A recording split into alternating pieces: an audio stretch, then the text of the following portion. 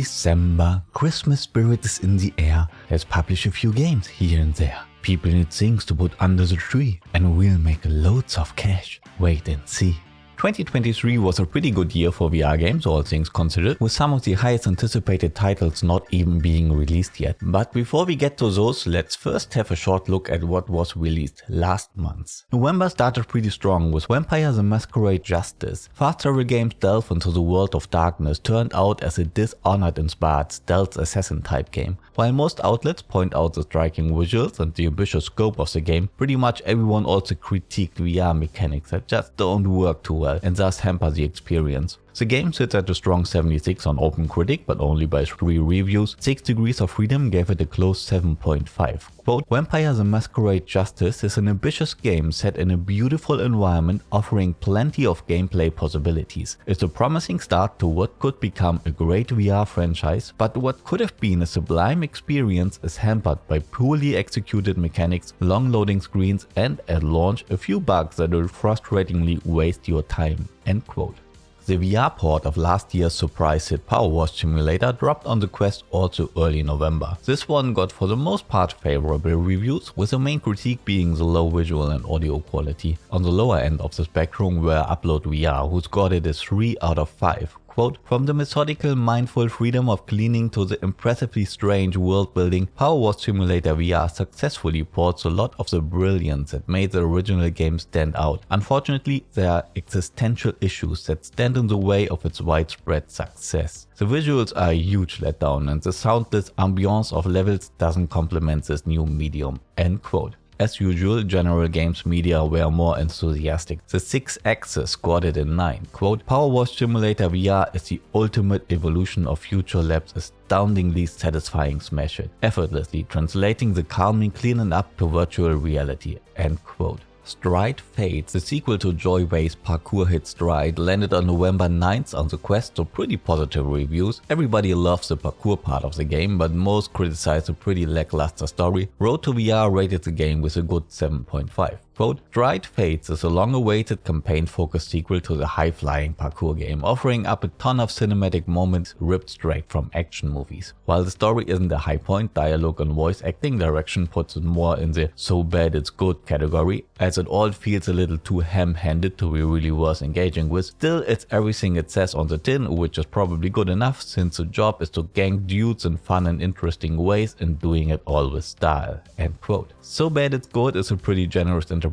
I had some fun playing Stride Fates, but found that it is held back by its own ambition. Getaway put a lot of gameplay elements into Fates that are all unfortunately pretty lackluster compared to the excellent parkour parts, thus making large parts of the experience less fun than the game could be. I put a link to my review in the description below. The big release of November was Ubisoft's Assassin's Creed Nexus, and this one landed with a bang. The game sits at a strong 81 on OpenCritic from 11 reviews, which is a lot for a VR game. 6 Degrees of Freedom gave it an exhilarating 8.5 out of 10. Quote, Assassin's Creed Nexus is a fantastic game that against all odds succeeds where many others have stumbled. It brings the gameplay of the older titles to the Quest without all the RPG baggage that had left fans clamoring for something like AC Mirage. End quote. The best thing about Nexus is that it is a full game. So low is the bar. This might be the first good full VR game in a popular video game franchise by a big developer since Half-Life Alyx, ports and mods excluded. Have a look at Call of the Mountain. While it's cool, allegedly, and high rated, and people enjoy it, it is very far from being a full Horizon game. It is very compromised. It is way shorter, not an open world, you're locked in place and combat. It's like Horizon the VR experience that Ubisoft managed to create a full, uncompromised VR Assassin's Creed game that does not suck, caught everybody by surprise. The low expectation that we have learned to adapt to shield us from too many disappointments might have skewed the review scores a tiny bit too far to the positive. While everybody loves the game because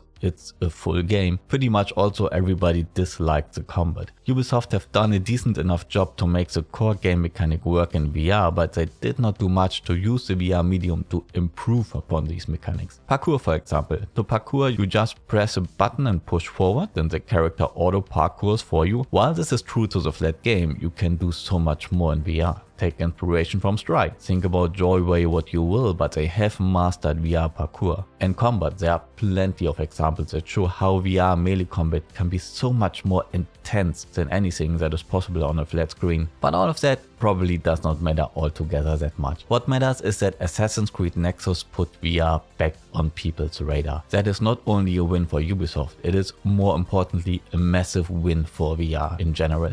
Now it only needs to come to PSVR 2 and PCVR, and I might even want to play it. Before we get into the upcoming games of December, a few delay announcements. The PSVR 2 exclusive arcade shooter Tiger Blade, originally announced for November 17th, was delayed to December 22nd. For more info on that game, I'll leave a link to last month's video in the description below. The Netflix production Stranger Things VR, originally announced for November 30th, was pushed back to February 2024, and People Can Fly's VR port of their iconic shooter Bulletstorm was also pushed back to February next year. The enemy would not hold back, but neither would I.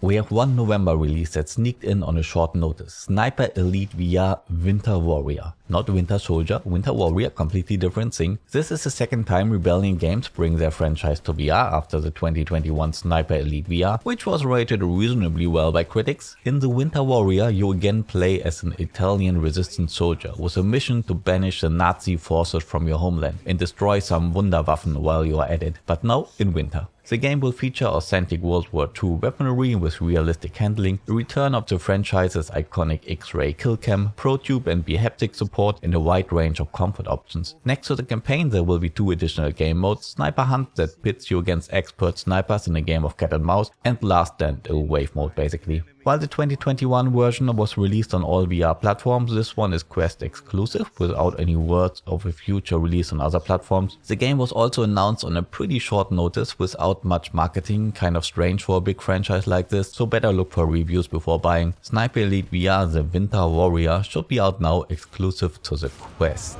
My gun had already taken many lives, but there were still many more to take.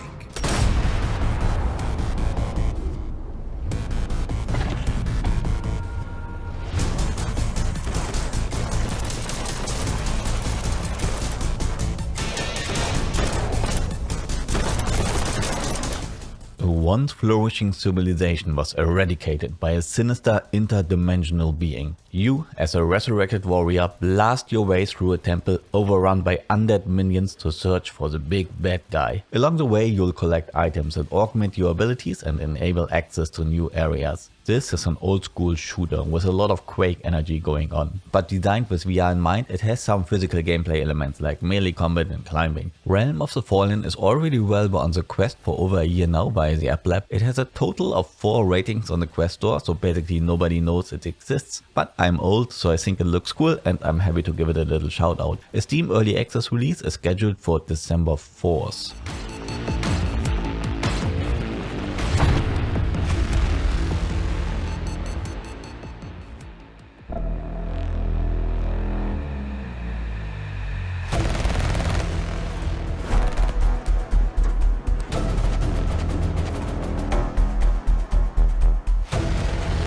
This is already the 3rd installment of Warplanes VR series. While the first and second had you fight in World War I and World War II respectively, this time, well, it's a modern battlefield, not a specific war per se. This is more of an arcadey dogfighting game and less of a simulation, with a pretty much simplified flight model to keep it entertaining. You can pilot a range of jets, drones and helicopters, upgrade and customize your loadout and, go blow shit up. There's a single player campaign, co-op missions and PvP modes to engage in. Warplanes Corp releases for PCVR on Steam on December 4th. The game is already well before Quest via the App Lab for a couple of months now. Not quite sure if it will also go to the main Quest store in December.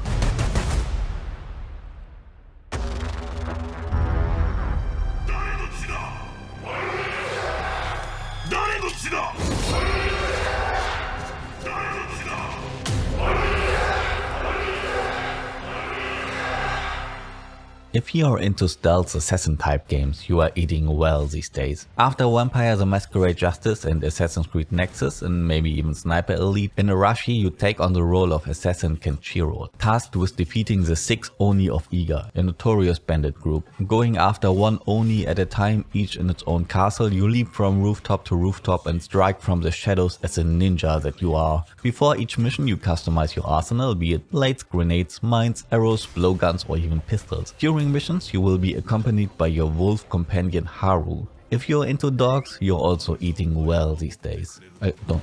Don't eat the dog. This is not the only game this month that comes with a canine companions, all I wanted to say. So this is a remaster type of deal. The game originally released in 2021 on the first PlayStation VR at a time when that platform was already beyond its heyday. Reviews were kinda meh on this one, but pretty much everybody loved the setting. Skydance Interactive, the developers of the Saints and Sinners series, have seen some untapped potential here and decided to take on the role of a publisher to support the original developers Endeavor One with bringing the game to modern VR hardware. It's still the same game, but controls, visuals and encounter designs were reworked to give it a more modern feel. The final cut of Arashi Castles of Sin releases on December 5th on all major VR platforms. Seriously though, don't eat the dog.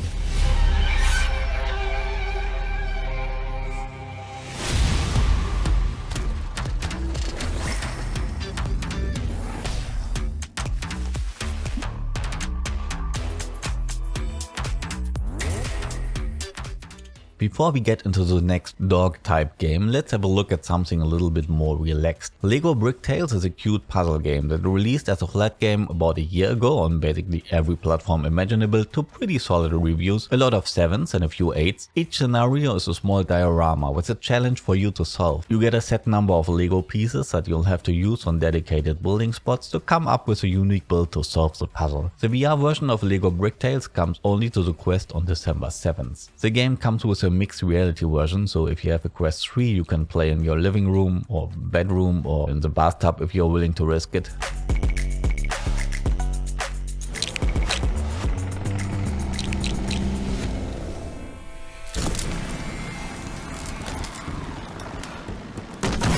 You know, we've got a lot in common, you and me. We've both been alone out here for God knows how long. I promised dog, here's dog. Arizona Sunshine is, well, people like Arizona Sunshine. The game originally released all the way back in 2016 for PCVR. If you fire it up today, you very much feel the game's age. But 7 years is a lot of time for VR. This game is basically ancient. Back in the day it definitely did set a pretty high bar for Corp VR shooters to come. With all the experience the studio gained from the other Corp VR zombie shooter after the fall, Arizona Sunshine now gets its well-deserved refresh into a modern VR era with this sequel. The campaign will be about 2 to 3 times as long as that of the first game, which was pretty short, so we are talking 10 hours of playtime or so in the sequel. You can play the campaign solo with your canine companion, not dinner, or in 2-player co-op. Additionally, there will be a 4-player co-op horde mode. There will be a return of fan favorite weapons and all new ones, from a machete to shotgun and flamethrower, more than 40 weapons in total, now with melee combat and a manual reload. For your firearms, that is. Definitely new is a detailed gore and dismemberment system. The humor though is still pretty much the same. Arizona Sunshine 2 releases on December 7th on all major VR platforms with full crossplay. Blah blah blah blah blah.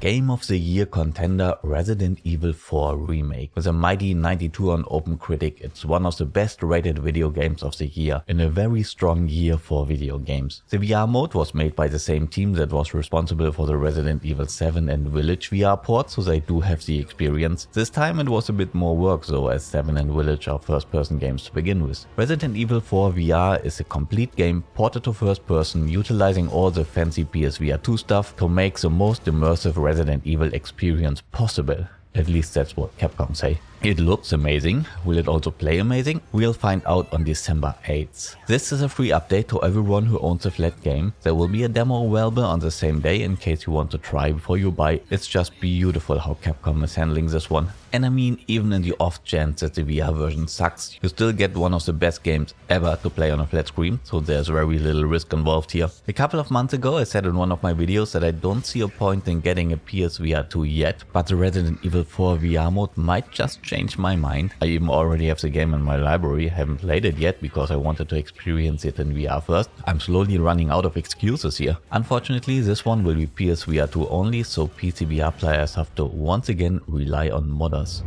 It's a bullet bonanza! Fire everything you've got!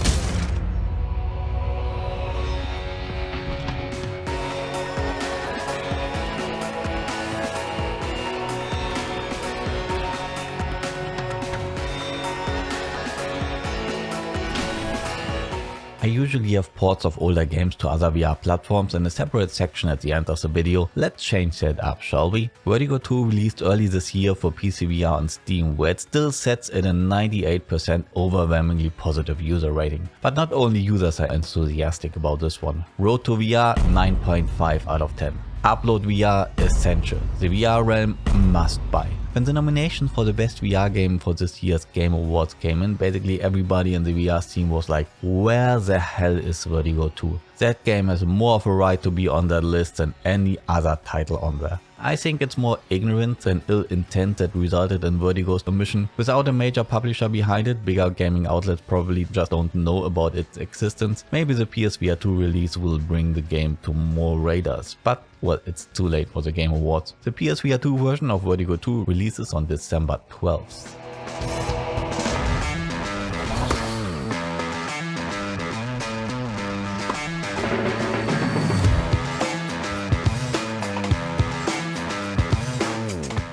There are sports that translate very seamless to VR, like table tennis for example. Most other racket sports harder to do, you would need way more space than the typical VR player has available. Resolution Games circumvented that issue by just inventing a new sport, something between tennis, squash and pickleball, but playable standing in a small play space. This is Racket Club. There will be a single player career mode, training modes and 1v1 and 2v2 multiplayer modes. The multiplayer also has a social element where players can join the court, spectate and interact with each other. I don't know about that part. The appeal of doing sports in VR is that you don't have to interact with people, but to each their own, I guess. Racket Club is scheduled to release on December 14th for PCVR on Steam, the Quest and Pico devices. The Quest and Pico versions will have some mixed reality capability to lessen the chance that you destroy your furniture while playing.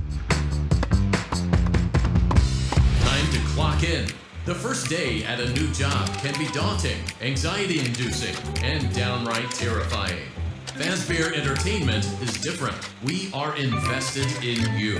At a Fazbear location, you are given the opportunity to find your lane. The second installment of Five Nights at Freddy's Help Wanted will again let players try to complete a set of minigames while always waiting for the next jump scare to hit them. As a bonus, there will also be a special section with VR versions of sister location gameplay. In order to keep the game fresh, many challenges will be different each time you play, but there will also be the more curated experiences mixed in. The first Help Wanted was incredibly popular. It is still sitting at a 95% overwhelmingly positive on Steam, so expectations for this one are high. Five Nights at Freddy's Help Wanted 2 is scheduled to release on December 14th for the PSVR 2. The developers have confirmed on Twitter that there will be a PC version on the same day. As of writing, there's no Steam page yet, that's a bit odd, but I'll take the word for it. The first game, well made for VR, is also playable on a flat screen. It is not known as of now if there will be a flat screen version of Help Wanted 2. By the way, the first Help Wanted is now available on the PS5, flat screen and VR, including both DLC for $30. There's a $10 upgrade pass if you own the PS4 version. Now accepting applications. Chaos is spreading. Loki's evil invades all realms.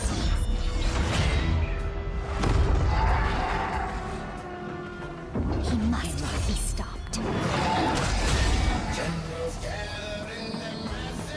Asgard's Wrath 2 is easily the biggest and most ambitious game ever made for the Quest platform. Developed by Sanzaru Games, a studio completely owned by Meta. This is a sprawling RPG with a projected playtime of 60 plus hours, large open areas to explore, physics-based melee combat, skills to learn, equipment to craft, animals to tame and puzzles to solve. As a cosmic guardian, it is your task to travel across the realms in pursuit of the trickster god Loki, who threatens to undo the threads of the universe. To achieve this task, you will take up the role of different mortals and in turn play the game from their perspective. But for puzzle sections, the God mode bird's eye view will also make a return. This is Meta's flagship title, the game that is supposed to be a system seller for the Quest 3. But with this being Quest exclusive and the first game being PCVR only, it's in a bit of a weird spot. Visually, it's a pretty striking downgrade from its predecessor. That is probably not an issue for those that don't have a gaming PC and use their Quest as their only VR platform, but those will never be able to play the first game. Especially as Asgard's VR is only ever released on the Oculus launcher for PCVR, a platform that is pretty much dead by now. It's only a matter of time until Meta shuts it down completely, as they have long since abandoned the PCVR market.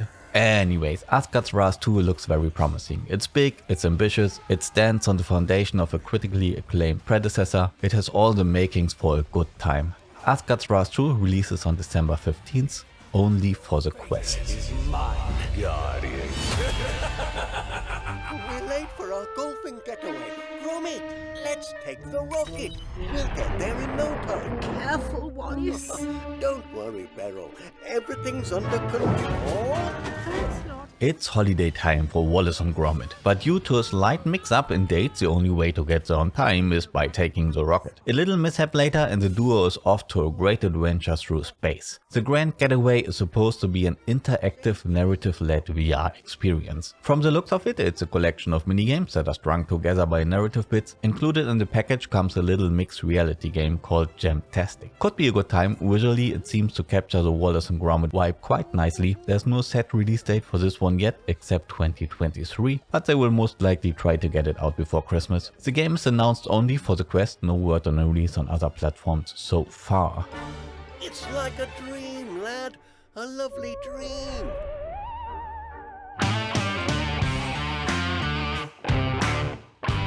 That was it, the last episode of the year and the biggest hitters out of the way. If you are only here for the monthly update videos, then see you next year, otherwise see you soon. Comment, like, subscribe, you know the drill. Thanks for watching.